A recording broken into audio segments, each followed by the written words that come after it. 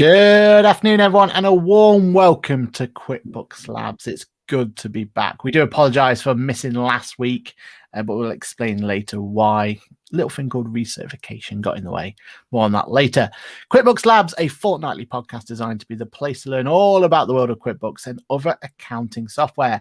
Every 2 weeks, we hang around these microphones to talk about all the latest news, tips, tricks for QuickBooks. I'm one of your hosts, Aaron Patrick, a chartered accountant, the owner of an accounting firm called Boffix, and a QuickBooks Certified UK trainer with a fancy new logo. Well, nope, got it the wrong way around. That up there, and the QuickBooks chap on YouTube. And joining me, as ever, is my co-host, the one and only Ash. How's it going, Ash? Hi, Aaron. Yeah, fantastic. Yeah, great to be back. It seems that we haven't actually done the show for a month. Actually, it's almost that. So, my name's Ash Beatson, a bookkeeper / accountant / app developer, YouTuber, and a bit of everything. So, I'll pass you back to you, Aaron. So what we are going to be covering today. Yeah, so first let's talk about how it all works. So we've got, first of all, we're live to the world, as we all know, and our regular time of 4:30 now, UK time, and normally on a Tuesday. So what you should find us is on a Tuesday, apart from next week, because we're next time because we're on a Wednesday, but again, more about that later, which works out at 10:30 a.m. US Central Time. If you listen to this back at a late time, then why not try thinking about joining us live? That way you can be involved with the show and ask us any questions. So if you have any questions, don't forget that comment box in the far right-hand corner. Put your name in there, or if you're using YouTube, put it into the chat box there, and we will bring them onto the show. Then that way you can keep us honest with all your burning questions. Furthermore, just so everyone is aware, we are on live for our podcast services around the globe. So feel free to subscribe on our podcasting service of choice. Ash, do you have the agenda, or do you want me to go through the agenda? So, Aaron, I do believe we'll be talking a little bit about recertification, and you've got some other little things to talk about within the QuickBooks world. But really, our session today, it's all about Ashley, but not me. It's about Ashley Leeds and this journey on, what do you do when you just first start up in business? And while we're talking about Ashley, let's just bring him in and we'll just say hello. Hi guys, how are you? Fantastic. Thanks for coming on, Ashley. Well, thanks for having me, Ashley. I think we're going to have to call you Ash, aren't we? So we can differentiate. Hi, Aaron. How are you? How's it going, Ashley? How's it going? Yeah, all good. All good. Thank you. Good. Okay, I think Aaron, we'll pass it back over to you. You can hang around, Ash, Ashley, I should say. It's confusing myself. While we go through the bits, and if you want to chip in on any of the stuff that we're talking about, please do. And then you will take the main stage in a little while. No worries. Sounds good. Perfect. Brilliant. All right. So our first bit of news, and it's a bit of a big one, and it's the reason why we have been away from these microphones for the past couple of weeks. Me and Ash, that's Ash, not Ashley. This, it can't get any more complicated than this already. Me and Ash have been hard at work, working involving QuickBooks Online recertification for 2021. Now, what is recertification? I hear you ask. The first thing to explain about it really is the fact that if you're a client, then it has no really real consequence to you at all. Other than the fact that I think any client of QuickBooks who is not an accountant or bookkeeper, I think if you are listening to the show and you're wondering what we're going on about, I would highly recommend that you understand what's called a pro advisor actually is. So a pro advisor is someone who has taken the examination with QuickBooks, and they should be at a really good level to be able to advise you in your business. What used to happen, though, was the pro advisor status, or becoming a pro advisor, was indefinitely. And you used to be able to apply to be a pro advisor, take the exam, become pro advisor, and that was it. You just used to be a pro advisor all the way through. Now what we've introduced, though, is an opportunity, or a requirement, should I say, to recertify on a yearly basis. What that means then is only pro advisors that you see. So if you went onto the pro advisor portal, or you were talking to a potential accountant or potential bookkeeper, and they say they're pro advisor, then in theory they are a up-to-date pro advisor. So it's all good. Now, I think it's really important that people understand the importance of that. And I think the reason that recertification is such a big deal is because we want to make sure that people who are pro advisors are actual relevant pro advisors and are up to date with everything that's going on. Because the way it used to work is you could have qualified 5, 6, 7 years ago, never touched QuickBooks at all, but was still able to have that status. So now the idea is that if you as a business owner are using QuickBooks and want an accountant who knows and understands QuickBooks, then ideally you would be looking for a pro advisor for that, for all that. So that out of the way, that means we can talk about recertification itself. What does it mean and everything else? And bring in the fact that it's now gone live. So the idea is that if you are currently a pro advisor, so if you're an accountant or bookkeeper and you are looking to become recertified, then as of Monday at 6:30, I think it went live. I won't tell you why. I sadly know that date, that time. But at 6:30 it went live, and you had the chance to recertify yourself. Now, with that recertification, we didn't just let it go live and that was all good and everything went there. We actually provided webinars, and there's other forms in which you can get yourself trained up and ready for it and everything that goes with it. Ash, I'll push it to you to begin with. What do you think about the whole recertification? Is there anything else you want to add or bring into it? Oh, I think it's been well overdue, to be perfectly honest, Aaron, because, you know, as we've sort of touched upon, really, there are people that took the badge, you know, in 2015, and then have not really done very much with it since. You know, they might have just, you know, got their QuickBooks for a pretty good deal, whatever, back in the early days. But then, you know, things happen, and you understand in practice, you know, you're busy doing other things, but you're not really keeping up to date with things as you should be. So you don't know what the mobile app does. You don't know what new features are coming on the banking area. And it's been quite evident as one of the support team behind the scenes where you've been running the webinar, some of the questions come in and, oh, I didn't know it could do this, or I didn't realize you had the receipt stat function and all these things. And what if they accountants had sort of kept a little bit more up to date, they should know all of this already, and what we're showing them shouldn't really, you know, be anything mind-blowing, but to some it has, which is a good thing. I mean, taking over to Ashley, you know, what are your sort of thoughts? I mean, I know you're not sort of involved, you know, in QuickBooks as such, but, you know, what are your ideas on this? Well, I was actually once, wasn't I? Yeah, I know you were once. I am actually, and until Monday, I was a pro advisor. Because as an employee of QuickBooks, I took the certification. I spent a day in the QuickBooks training center, and I passed the certification. I'm just thinking as you're saying this, I passed my motorbike test 35 years ago, but I've never ridden a motorbike since. I've driven cars and I'm aware of the road. But because I took that motorbike test all that time ago, I can go out and buy a CBR 1100. I'm not going to. But it makes you wonder that if you pass an exam and you're not doing any CPD or recertification, how do you know that person is competent on the tools? And the thing is, in very short space of time, this software is getting upgraded, new features have been added.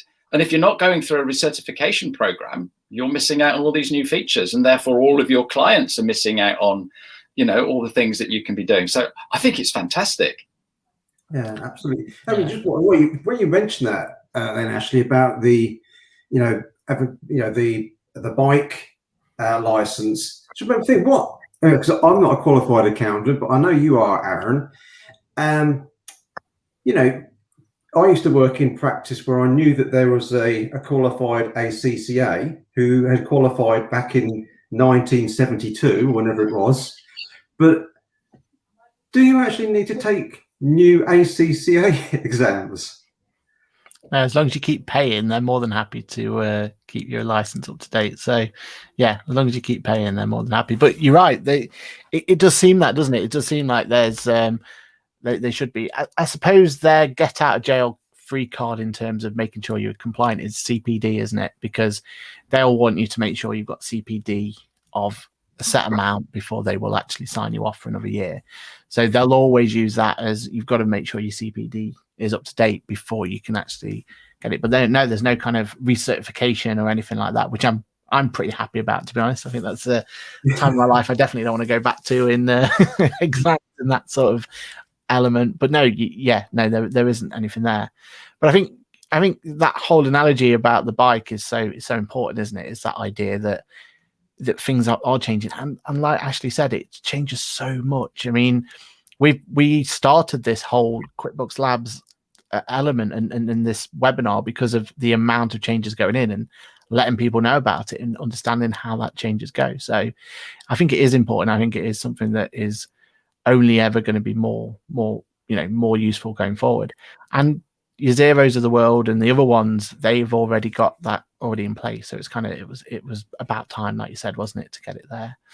That being said, though, when talking about the actual recertification itself, I know Ash, you haven't done yours yet, but you know exactly what's enough of it. But how do you think like the level of questions are and everything else? What's your feeling of them so far? Have you kind of thought about it a little bit or anything like that? Yeah, I think they're fair. There's nothing in there that's really there to trip people up and to make it a really daunting, horrible exam. So it's nice, friendly questions in plain English. And if you have kept up to date with the software or you use it regularly, it should be a breeze. And it shouldn't really take you much more than 20 minutes, I don't think, to actually complete the little multiple choice questions that are going to get thrown at you. Yeah, I agree. And actually, are you interested in redoing it? I know you've got no real obligation to or anything, but is that something you're going to give yourself a little target to or anything? Or? It's a great question. I haven't really thought about it. I've literally just set up my business. So I am going to get some bookkeeping software one day. I don't know when that day is going to be because there's so many other things I need to do as a new business owner. But hey, why not? I passed it once. I should be able to do it again, shouldn't I? Yeah, I'm sure you'll manage it. Certainly. I thought it was a bit of a chuckle though when we were going through the webinar process and getting it all set up, because the further support that is recommended is QuickBooks Online Community, which definitely in terms of keeping up to date with what QuickBooks can do, but also the QuickBooks Online quarterly releases was one of the things mentioned. And don't know, Ash, have you got anywhere where you could learn all about the quarterly releases? And we use that as a way of keeping ourselves with content, much needed content from time to time, where we go through every line by line of it. Is there any place you could recommend where people can keep up to date with the quarterly releases at all? Well, absolutely, Aaron. Funny you should ask me that. You need to go to quickbooks.co.uk and go to the Learn and Support pages, where you will go down the little tab and you'll find a little option that says Product Updates. Pop yourself in there and check that out from time to time, and you'll see what's coming or what's just been released. And which kind of podcast goes through it on a line by line basis and tries to draw out every aspect of that that one so we could use it. Is there any podcast you could think of where we go through it and actually we sit there waiting for it to be released, so we've got some content to talk about? I don't think there's any other one that does it apart from you and I, Aaron. Yeah, I thought that as much. When I was doing the webinar, I was wondering if I could just sneak that in, that they should all come to QuickBooks Labs, but I don't want to. We should have done, because we could have upped our traffic. Brilliant. Yeah, so I think just being aware of the recertification is mostly the important thing. There is a deadline, so if you are a pro advisor, then you've got till the 30th of June to get yourself recertified, and there's maximum of only 30 questions there, so it isn't a long one. It took me 10 plus minutes to get done, so it's not a long one, but it is something I highly recommend you get done. Unfortunately though, if you miss that cutoff, then you have to go do the whole of the exam again, so you have to become certified by either doing the core examination or the advanced certification. In fact, I assume if you were advanced, didn't recertify, you'd have to do core then advanced after that, wouldn't you? So yeah, highly recommend that you go out, get yourself done. 80% pass rate like last time, so get yourself over there and done. I think that's pretty much everything on recertification, isn't it? I think so, Aaron. I do have one question though. So go for it. I'm an accountant, and I've got a practice, and all of my team are certified. But obviously, I've got till the 30th of June. What happens if we don't do anything? So, I mean, ultimately, what will happen is you'll lose your pro advisor status. So you, as a individual, won't be able to go around with your fancy badge to say that you're a pro advisor.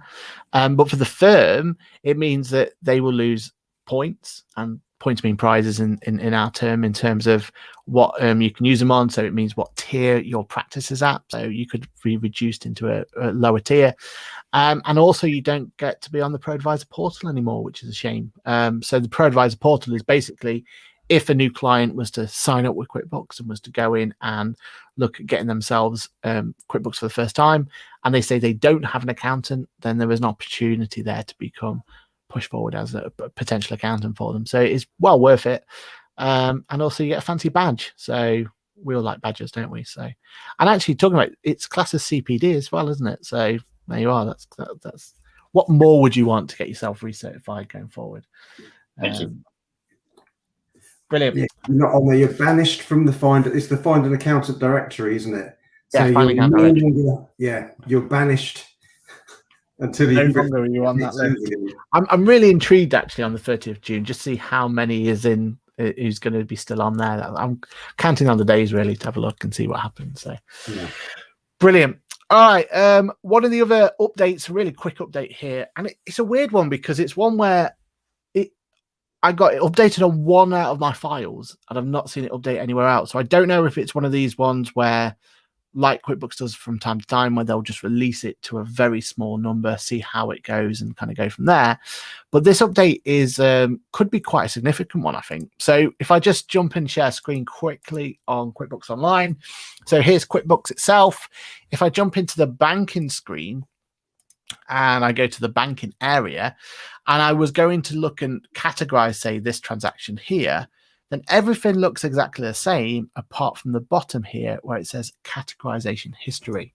So what it's given us the option here to do is we can click into categorization history, and now it's going to tell me what happened to this transaction previously. So think about where this could be used is if you've got multiple people doing your bookkeeping for you. So it might be a case that you've got, a junior member of staff that does it for you, or if you're thinking from an accountancy firm, there might be multiple people who get involved in doing that bookkeeping. Either way, this is a way in which you can actually look at a transaction and look at its historical data and be able to make sure that you're assigned it to the right one. Also, it gives you the option down here as well to create a rule and get that put into there. So I think I'm really liking this. And I think this is one of those options or one of those things we've seen lately where the bank account has had so many little subtle changes where, okay, just that one subtle change isn't a massive issue or a massive benefit. But actually, when you start adding up all these different changes, like we've had the grouping option, we've had the new way we do batch actions, we've got all of those little things, which is actually making the banking section so much more quicker to be able to deal with lots of data than it ever has been before. I mean, I know from our practice, it's been a game changer, the batch action. It's been a game changer, the way we can group our transactions now. And now this little tiny categorization history here, I think it's just going to make sure from an accuracy point of view that we're keeping everything as accurate as we possibly can. What do you think to that one, Ash? Yeah, I really like that. When you quickly mentioned to me earlier, I've thought about it a little bit. But then when you just mentioned about it being an accounting practice, and you could sort of think, well, actually, let's say Dave normally does the bookkeeping, and now he's on holiday, and someone else is looking through the books while he's away. Now, usually what you'd have to do is you'd see something come through the bank statement, you and think, oh, that's come through from such and such. Now what I need to do is close that screen down, go to the profit and loss, or go to the supplier account, see how I dealt with it before. Well, now that's pretty much telling you just in one click without having to go around the houses. Oh, this is how you dealt with this before. And it's pretty much, answered your question, hasn't it? Well, actually looks like it makes sense. I'll put it there. So I think it's a nice little extra. Yeah, The weirdest thing is though is why it's not on every client, or why we've not heard about it, because it was used to be in the quarterly updates or anything like that. But I've not seen anyone talking about it anywhere. It's like I mean, it's just this one file that I found it on so far, and it's like maybe this one file is just broken and it shouldn't be there yet, and it's something that's going to come back later. I don't know. But yeah, I think it's a huge one. I think this one could be a real, confident way in which you can make sure that the bookkeeping's been done correctly, because the most important thing is consistency, isn't it? And if you can be, even if unfortunately consistently wrong and put it to the wrong account, we know ourselves that as long as it's consistently going somewhere, then fixing it is actually quite an easy fix, isn't it? So yeah, I think this is I personally really like this, and I'm looking forward to this being available on all clients going forward, because I think it's going to change things as we go forward. And then we got one more bit to talk about in the news section before we move to our main part of the show, and that's just a bit of an update really of what's happening in the world of accounting software and some of the other accounting software out there. So Free Agent. So I don't know how many people are using Free Agent and who listen to this show. I can't imagine there's too many. Free Agent itself is mainly at the moment, because it's free, is with NatWest clients. So that's normally where we've seen it. Certainly in our practice, that's the only ones that really are touching it. But Free Agent itself has had quite a major update. So Free Agent itself now gives you the opportunity to file tax returns and this company tax returns, I should say, and file company accounts directly from the software. So basically what Xero is giving you the option to do, and what we've heard that whole rumors are coming around with QuickBooks doing sometime later, maybe, possibly. So with that, then they've already jumped on the bandwagon. They're there, they're ready to do it, and they seem to be gearing more towards the whole MTD for corporation tax. That's their route in. That's why they're doing it. So yeah, it's an interesting one, and I think Free Agent has a really interesting way that they put their software together. So whereas QuickBooks and Xero to some extent is very much, they give you all the tools you need, but you can still be very, you can go about putting certain transactions in multiple ways, whichever suits you. And there's very much not always the right way, but there's normally multiple ways to be able to do a particular transaction, and it gives you that flexibility, and you can kind of adapt whatever works for you. Free Agent is very much, you do it a particular way, and if you don't do that particular way, you can't do it. And that that structure they've put in there means, I assume, that's why it's so much easier for them to create the accounts and everything from there, because you literally cannot transfer from, say, like do a journal entry from one bank account to another, for example, unless there is actually a physical transaction from one to the other. So Ash, I don't know if you've ever used Free Agent or looked at it in any way, but what do you think to that news? Yeah, I mean, it's pretty big news. I mean, I did dabble with Free Agent years and years ago, only because someone was already using it. So it wasn't really for me at the time. So I don't know, how it's evolved since. But yeah, it's interesting that a lot of it seems like, I think all the accounting software companies are going to go down this route one way or another, to give their clients, I guess, the people that subscribe to the software, the ability to file their own returns.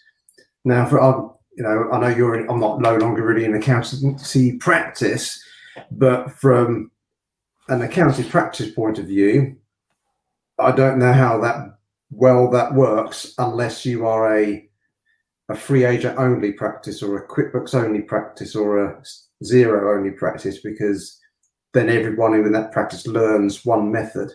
Whereas I know, Aaron, you use accountancy manager. Is it digital that you use for your tax returns? So then you can have your different software packages going into the one thing that you use to do your tax return filing, so that your staff only have to learn that one thing, and not 6 different ways or how many of filing a tax return. So it's quite a tricky one, because yes, all these software companies want to give people lots of things, but sometimes it can be too much. And I just don't know. You know, if it's, I think, yeah, maybe if it's a business owner that wants to do his own accounts and do his own tax return, that's fine because it's only him worrying about it. But then you're cutting off the accountant, or you could be. So I don't know. I don't know. Yeah, it's a really tricky one. Whether because I love, I love apps, I love software, and I love things updating. But sometimes you can just go a little bit too far. And what is it they say? Sometimes too much knowledge, or what's the word I'm looking for? A little bit of knowledge is dangerous. That's it. Yeah. Yeah. So all of a sudden, someone logs in and they're thinking, oh, tax return. That must mean I can file my own tax return. And so they click a few buttons and off you've gone. You filed a tax return, but they don't really know what they're doing. Yeah, exactly right. Yeah, I don't know what the main answer is on it. Nah, it's a tough one. Actually, I mean, you've already said you're looking into what accounting software you're going to be looking for. Is it for you? Would a criteria be that you can file your own accounts? I mean, you don't need to go into too much detail into if you have an accountant or not, but would that be something that is essential to you now? Do you think that's going to be something you're going to be looking at, or do you think you just want to get that bookkeeping done? I've filed my own tax returns in the past. If you can see the guitar, I've done the odd gig and made a little bit of money on the side. And so I've done a tax return, and basically there's not a lot of costs. There's not a lot of expenses. It's pretty straightforward. We're not talking huge sums of money. I can get, by the time I've paid somebody to do it for me, then it's mitigated any money that I've made. It's basically pocket money. But this is my own business now, and there's an awful lot of other things that I need to think about. So I will not be I will not be doing it myself, even if there's software to help me do it, because I'm going to miss something. And you speak to accountants, and they really know the ins and outs of businesses and what you can claim for and what you should be doing, what you shouldn't be doing, things like that. You can go to B&Q and you can buy a load of tools, but you wouldn't build your own house. Yeah. Do you see what I mean? In fact, you're not allowed to do your own electric unless you've got Part P or whatever it is.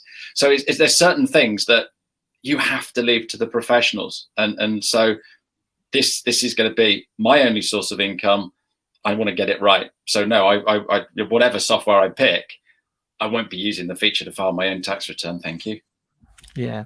And there's a follow-on question to that, though, because this is something that I've seen with free agent clients. So I don't know if it's like they're drawn to that particular software, so their brain almost kind of works in that way or not. But with the clients that we have on free agent, they're very funny if we don't use the software to file their particular solution. So you've just said there, your tax return, for example.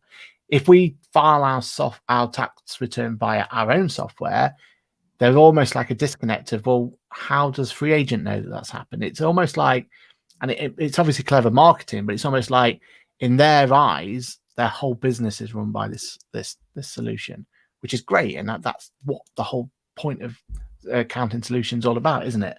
But do you feel like you would be missing out on anything, or do you feel like an accountant should be using your whatever software you've chosen to file the tax return or file the company accounts as well, or would you be more wouldn't you care how they file it? I mean, how would you feel on that one? Again, let's use the building the house analogy. If the guy comes around and he's using a DeWalt drill, I'm not going to think any less of him if he's not using the Matika or whatever it is. It really doesn't matter. The fact that he knows what he's doing because he's been doing it for years and he's taken exams and goodness knows what else, that's fine by me. And that's going to translate exactly to the accountant. So no, let them get on with it. As long as everything that I need to worry about is sorted, then that's why I'm paying an accountant. Yeah, interesting. Yeah, we're going to have to see how it goes. And also, I think we're going to have to see how MTD becomes so prevalent with it. So, at the moment, MTD is just VAT. It's soon going to be for self-employed as well, but at some point it's going to be corporation tax. So I think as accountants, we're going to be forced to use certain software or forced to do certain software, and that's just how we're just going to deal with it. So it's good job, Ash, that you got out when you did, by the sounds of it. Yeah, definitely. Brilliant. And I think with that's all of our news that we've got. Surprising, given it's been a month, but yeah, that's all the news. I do know that next time we talk, we should have more news on Accountancy Manager.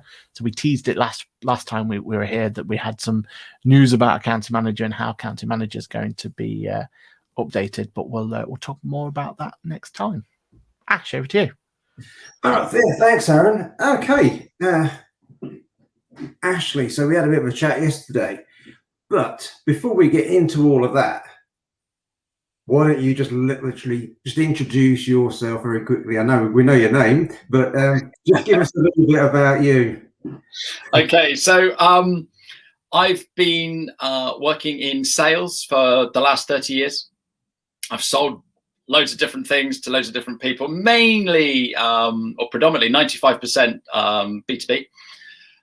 But 14 years ago, I ended up working for a company called Digita, and was there for 8 years, working with accountants, helping them implement software, helping them bring in practice management, all kinds of different things, and really got into working with accountants and understanding how they tick, what their issues are, what their worries are, and been with a couple of other software companies within that space. And then 2.5 years ago, I went into coaching.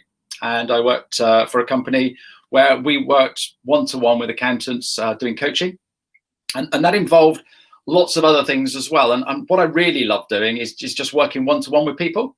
And during lockdown, I was involved with a bit of a fundraiser and had a lot of success with that. And it just gave me the confidence to think, well, if I can do that, I can do anything. So I've now set up Full Cup Coaching. And the reason I've done that is so that I can just work with individuals on a one-to-one basis, and spend a bit more time on my guitar.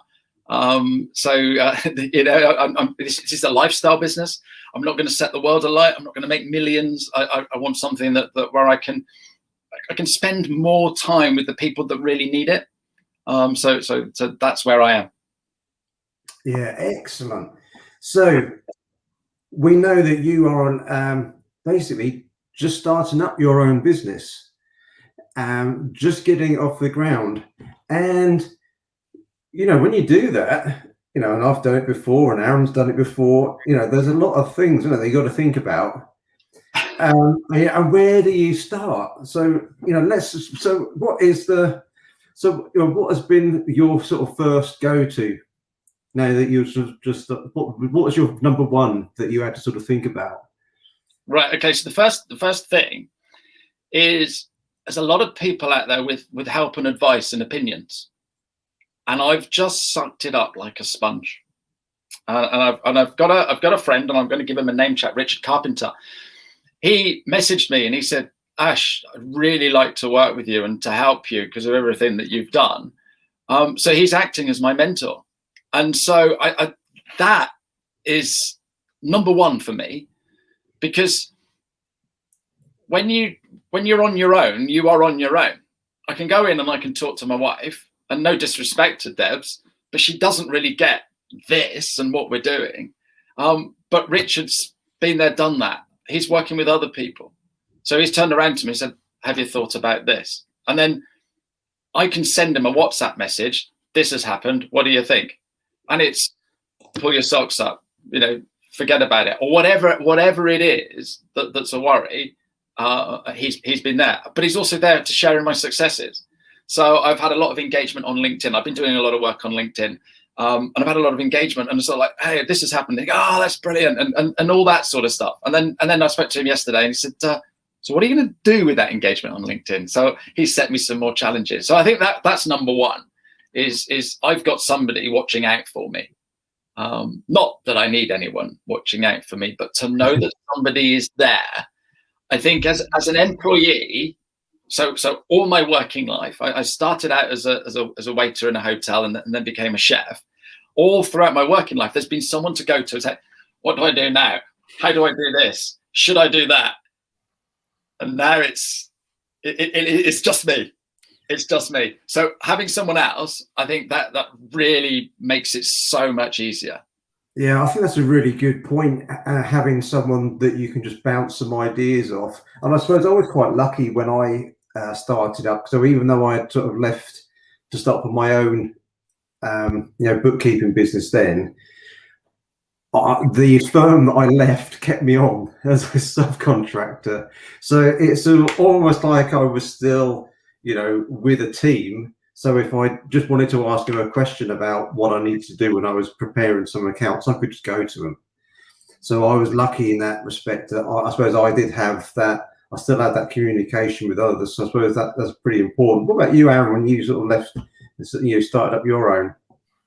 Yeah, I think you're absolutely spot on. I think that it's that social craving, isn't it? When you first start out of, who do you talk to, when do you talk to them, and all that sort. And I think you ultimately you try and find it, and I think you find ways in which and groups of people that are like-minded, and you'll just try and find someone who can have that communication, have that conversation with you, and you're drawn to it, aren't you? And it becomes that thing that you don't realize how much you've left. And for me, I was in a kind of similar situation to you, Ash, where I was working full-time when I started my first accountancy practice, and it was only a small one, so I was able to kind of juggle it between the two, and I didn't have to kind of worry too much about taking that next big step and everything else that goes with it. And I think that was, for me, important, because that just gave me that chance to kind of almost work on a part-time basis, almost build it up and then kind of go from there. But at the second that I kind of left that full-time employment and went for it, I was just crying out for people who could help or talk to, and everything that Ashley's just said in terms of having that mentoring. I don't think I would have classed them as mentors back then, but that's exactly what they were. I mean, that's what it was all about. And then hopefully in turn, you can kind of be it for them in whatever way it's going to be. And it becomes this whole group, doesn't it? This whole kind of connection, because ultimately that's what business is all about, isn't it? It's about forming connections and keeping those connections right, and trying to find your next big group of people that you want to be able to connect with. So yeah, it's strange, isn't it? It's people think that you just start your business, you set up a website and it's done, but there's so much more to it, isn't there?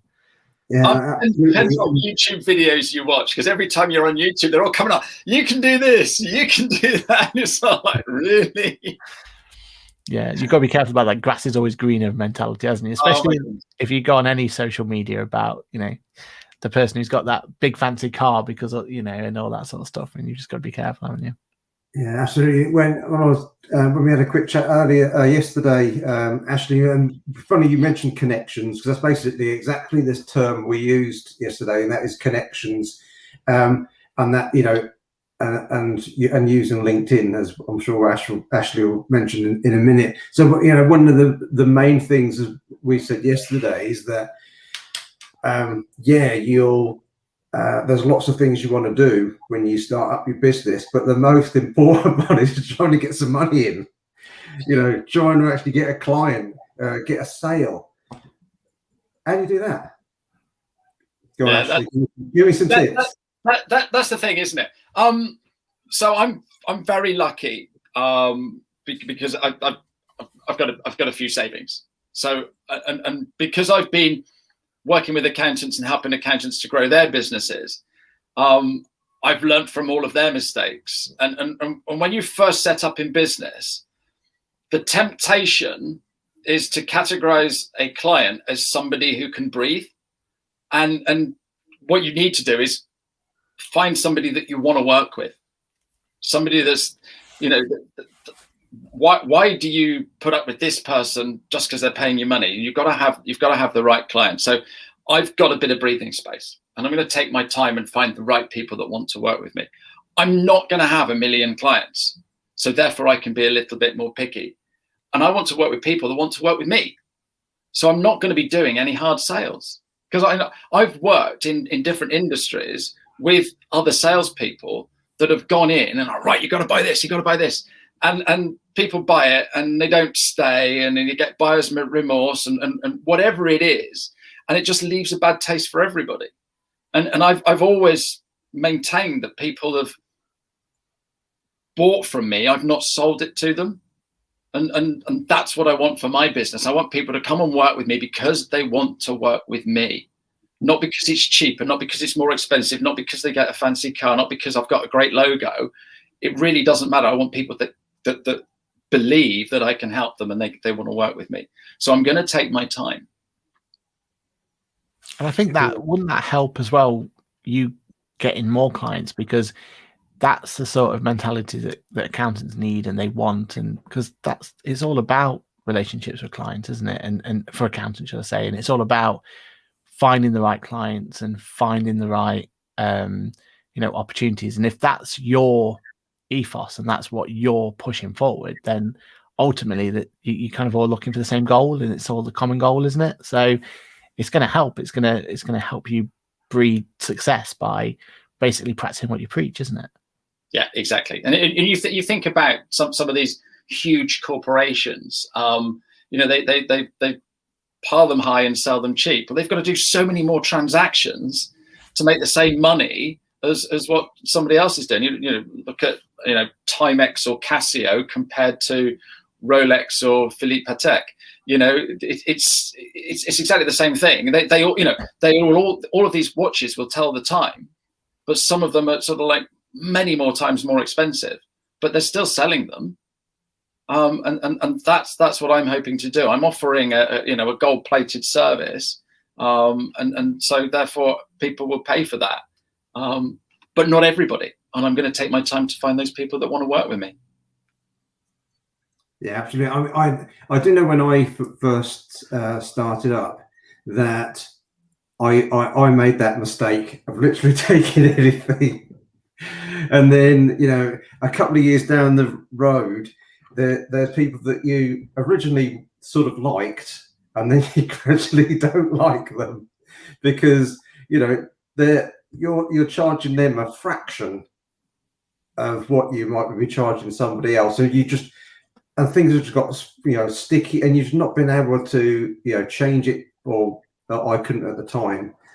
So, but then as you move forward, I was able to you start sort of chopping those things away. So I don't need that, and I don't need that, and I don't need that, and then until eventually I left the county practice.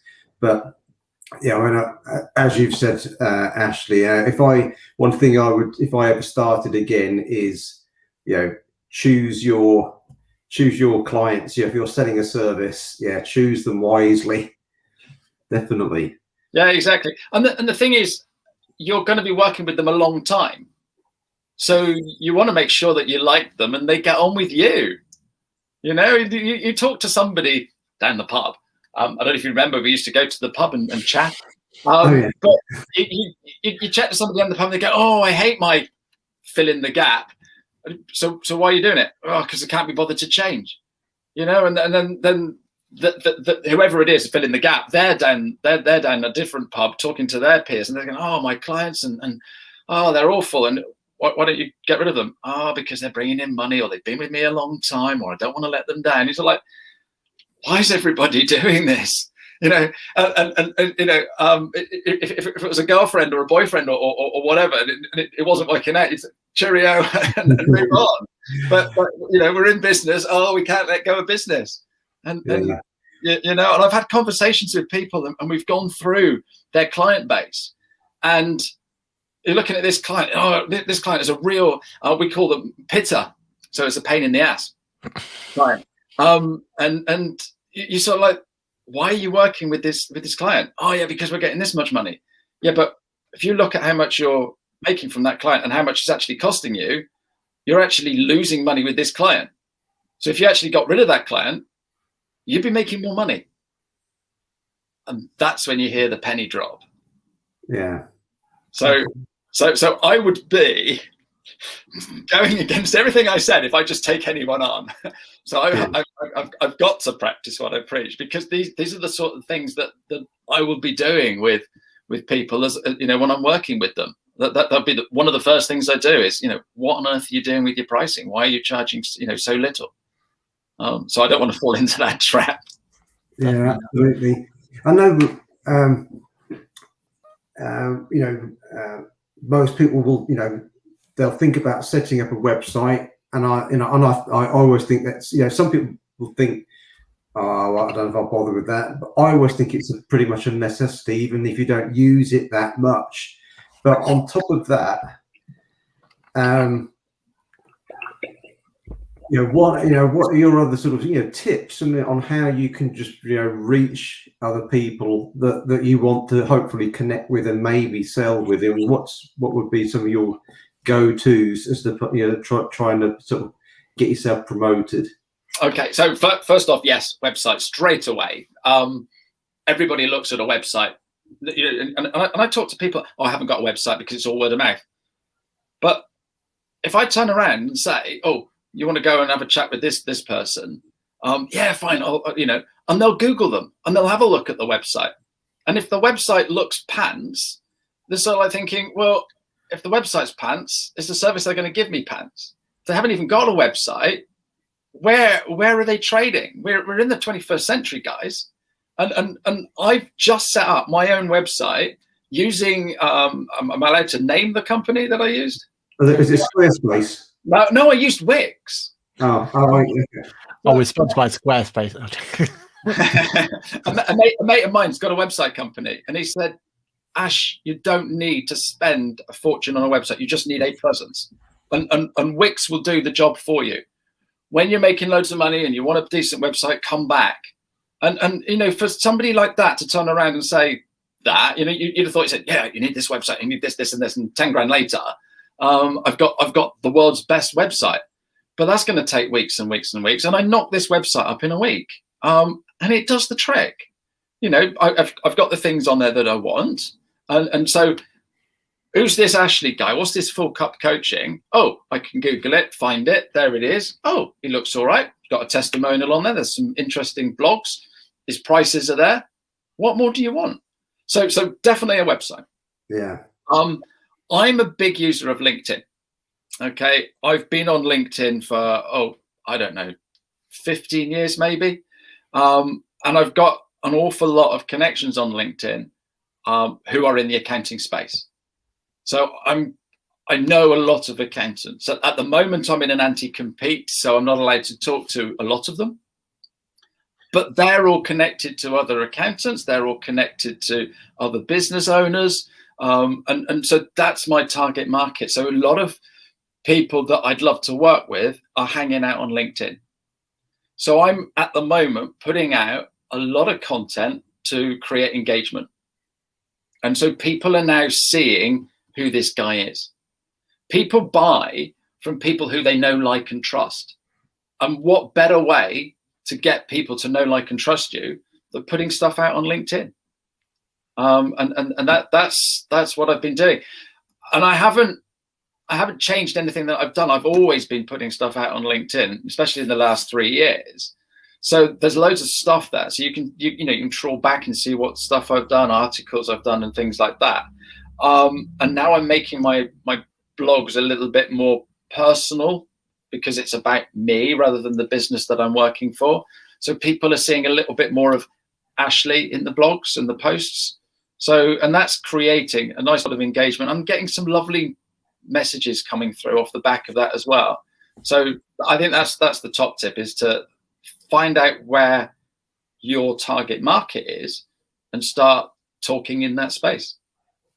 Yeah, I know we had a chat just before Christmas, wasn't it? When you when I was sort of thinking of different ways of trying to promote my own app, and I started doing the 60-second videos and promoting them, and it definitely works because the engagement comes in, and then you get people contacting you, and there are more people trying to actually want to connect with me. So at one point, no one was actually trying to approach me to want to connect with me, but now nearly every day I'm getting some can I connect type of message through. So it's only a good thing. And then I've had other sort of other little opportunities are now sort of popping in, literally from just putting that engagement out there. And yes, it takes time and takes effort, but it doesn't cost anything. Exactly. You've got to be careful with that, though, because if you're spending 2 or 3 hours a day on LinkedIn, that is costing you. Well, say 3 hours, it's costing you almost half a day, and you've got to be aware of that. It's consistency, Ash. That's what you need. Is so if you go on every day at a set time and just do a little bit, that's absolutely fantastic. During lockdown, I started doing yoga, and I do a 10-minute morning workout following a YouTube video. It's only 10 minutes, and there's yoga aficionados will turn around and go, "Oh, 10 minutes isn't worth doing." But the way I look at it, I'm doing 70 minutes of yoga every single week. That's got to be good, hasn't it? And so if you're only doing 10 minutes on LinkedIn, and you're not currently using LinkedIn, you're using it an hour more than you were last week, and it's only going to have people contacting you and things like that. And because you're doing your videos, you're now known as the 60-second video guy. What's wrong with that? Yeah. I think you've also already said about how people used to, you built that rapport being in the pub or going on the golf course or whatever it was going to be. And that used to be how, especially in the olden days for accountants, that's how they used to get their clients, wasn't it? It was building that rapport with them, getting that trust and everything else. And now LinkedIn, YouTube, whatever platform you decide to put your voice on, that's how you're building your rapport now, isn't it? So it is. I think a lot of people, or definitely in the accounting world, a lot of people see it as a waste of time. You've just mentioned there about 2 hours a day or 3 hours a day or whatever it's going to be a sunk cost or however they see it. But I think they've got to quickly change and see that, unfortunately, that what is going to build rapport going forward. It's going to be your social presence on whichever platform you've chosen to speak on, isn't it? Yeah. If you go back to the olden days, the typical partner in a practice, if you walked with the typical partner down the street, lots of people will be doing that as you're walking down the street, and you walk into the pub and everybody would turn around, "Oh, hi, how are you? How are you? How are you?" Because over the years, that partner has been out regularly. That partner probably goes to the same place every day for lunch, or several different places regularly. So everybody knows that at 12:30, that partner's in the pub and they're going to be chatting and holding court or whatever it is we do. But that is consistency. If you only go to the pub, for weddings and funerals, then you're not going to bump into people and build that network. So it's looking at social media like you look at life, and you get out what you put in. Yeah, absolutely. And I think one of the things that we've learned when we look in social media is, it's so easy to try and copy what your biggest Instagram person or your biggest Twitter person or whatever platform you're on. So easy to go, right, who's the biggest in the platform? Let's just copy what they're doing because they're obviously doing something right. But at the end of the day, they're where they are because they've got that particular network already built, and they've got this built network and everything else. And what we have to do especially when we're first starting that, like you're saying, you're starting a whole new business from scratch. Well, you've got to pick and choose what platforms to be on and what topics to talk about. And, you've just got to build it about what you're interested in and what you can bring to the table and what you can show passion for or whatever it's going to be. And I think that's also something, because I've seen a lot of accountants go, "Oh, I've downloaded this book where it tells me 365 days worth of content and I just post that every day and hope for the best." But that's not engaging, is it? Yes, you've got consistency there, but there's no engagement there. It's just cookie cutter, isn't it? I've not seen it recently, but there was a spate of accountants' posts coming through my feed, and it was the same image and then the same wording, and you start like thinking, okay, they've outsourced that to XYZ company, and then you scroll down a little bit more, it's exactly the same. Exactly the same. It's like, no, come on. The big thing about any social media is be yourself. And I speak to people and they go, oh, I don't know what to say, and I don't like this and I don't like that. Well, let people know that. Be yourself, be authentic. If you like to swear, then you're brusque, or you've got high opinions or whatever, put that out. Because the thing is, it's like, not that I've done it, but on Tinder, right? You're sort of like, right, I'll go and meet this person.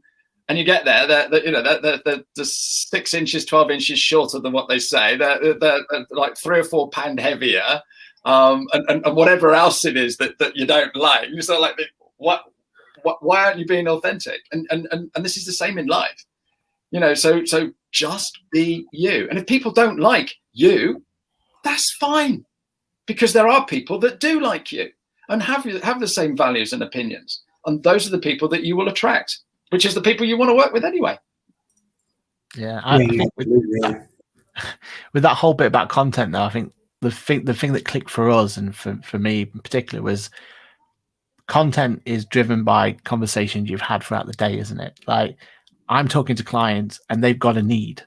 Well, if that client's got a need, then X amount of other people are going to have the same need. So you try and translate what that conversation you've had into some form of content that other people are going to engage with, because that's how you keep it authentic, isn't it? You've had to tell one client, and why not tell the world about that particular issue as well? So I think that's for me how I've been able to generate content and everything else. And it's just, it's born through going, well, I've already told one person this, so let's see if everyone else wants to know about it as well. Yeah, exactly. And the other thing is we're all running businesses. So we're also having those thoughts, worries, celebrations, or whatever. Share it. People want to hear the highs and the lows. Don't put too many lows, because then everyone will see that